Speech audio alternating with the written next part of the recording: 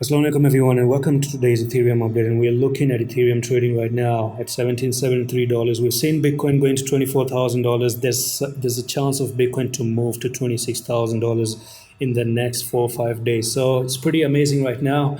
And there's something that I just want to show you at the moment, and that's going to be, if we do go to Google right now, let's actually talk about the details of bump, bump and run pattern right there. Okay, so I did show you the bump and run, and previously, what bump and run does is something like this. Okay, so if I do show you that video, you can see the prices were moving like this, sideways, sideways, sideways, break to the downside, make a bottom here, break to the upside, and then from there start to move higher and higher.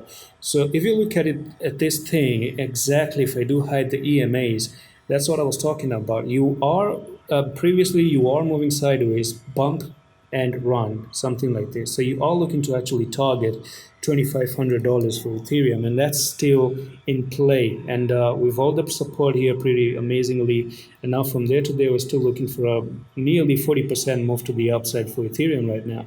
And keep in mind, if you do start to take out $1663, I think that's going to be a little bit of a problem here. You might actually make a deeper correction. So we don't want to go below 1663 at the moment, but it's looking amazing to continue to the upside, right? If I do bring in the EMAs, we already had the bull cross right there.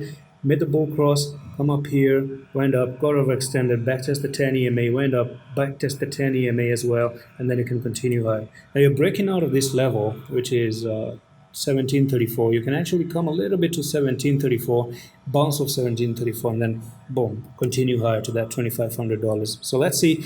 The next 4 or 5 days, I think, is going to be amazing for Ethereum and crypto, everything in general, in my opinion, because of how Bitcoin is looking right now. So that's it for today's update. Hope you enjoyed this one, and I'm going to see you in the next one. Hello, Office.